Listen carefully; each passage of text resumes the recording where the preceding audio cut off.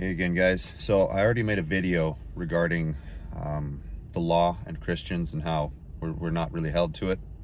What we are required to do is act out what's called the law of love. And this is something that's acknowledged quite a few times in the New Testament. And I have a nice little snippet here that I wanted to read to you because this is the best nutshell I could find to put that in so that we can really put that nonsense to bed. Because again, there's lots of folks out there that really want to weigh down new believers with this stuff, and it's not right. And many of those same folks do not like what Paul wrote because he was the one who rallied against it the hardest. He also wrote most of the New Testament, so that kind of makes sense. So I'm just going to get right into this. The law of love. I'm going to start with 1 Corinthians 6:12. Everything is permissible for me, but not everything is beneficial. Everything is permissible for me, but I will not be made subject to the authority of anything. In other words, let any behavior compromise my spiritual growth or that of others. So, well, that's pretty self-explanatory. Now I'm going to read 1 Corinthians 10:23. Everything is permissible for me, but not everything is beneficial.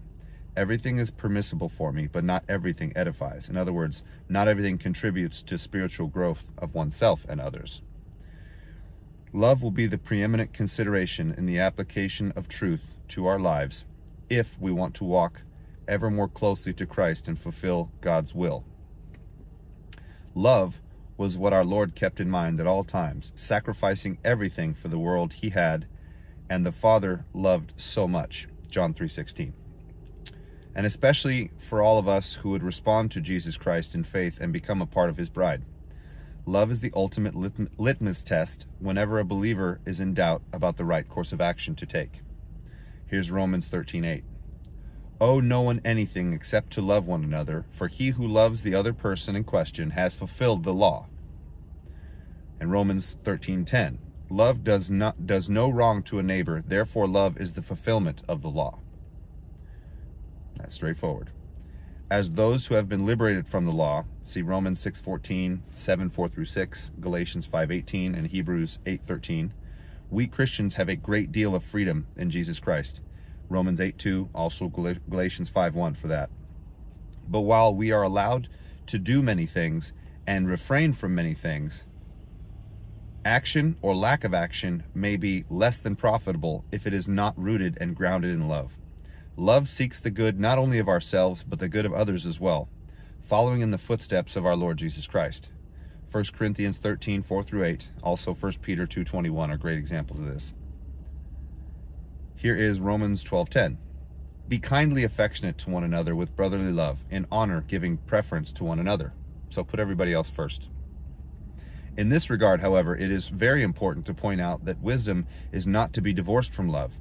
The true good of others is what we should seek and strive to promote, not what they themselves or third parties or even ourselves under emotional pressure might only assume to be good. This does directly apply to being nice and ignoring the honest truth of things, guys.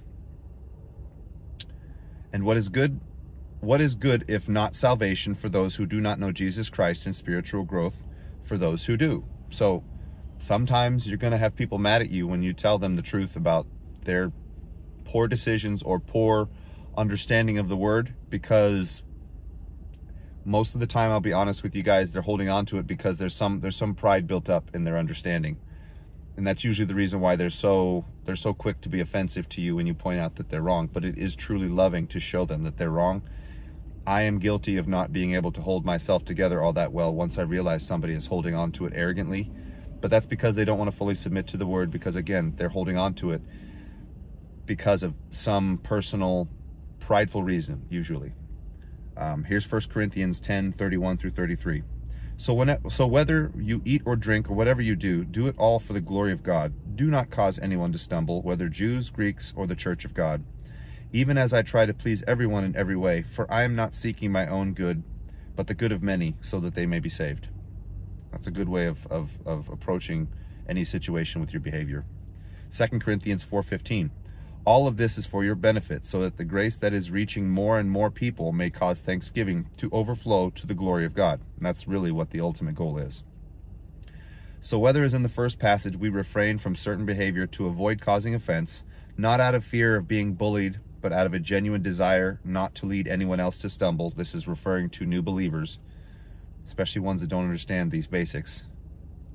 Or whether, as in the second passage, we tell others the truth, even if it is not what they want to hear, not out of a desire to intimidate or bully others with our knowledge, but out of a genuine desire to keep them from spiritual harm. And not accepting what the word says will put you in spiritual harm. Satan absolutely will attack these weaknesses, people. You see it all throughout social media. You see it face to face with other Christians, perhaps in church. They don't like the utter truth of things because they've grown emotionally attached to their unfortunate application of things. Now, I'll leave it at that.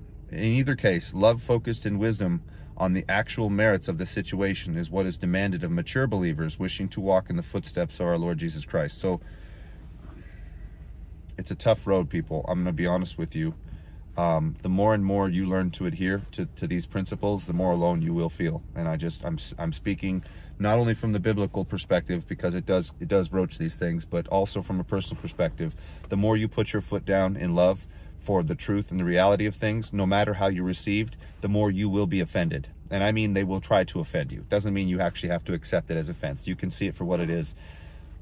But it's a sad truth, especially in our day of Laodicea. So I hope you guys could grasp this and make it make sense. It's very simple, I think, but it's also very difficult because, again, that means that loving interaction that you're used to getting for just letting people have their unfortunate notions. I don't want to get too cursory, but a lot of their notions are really, really bad.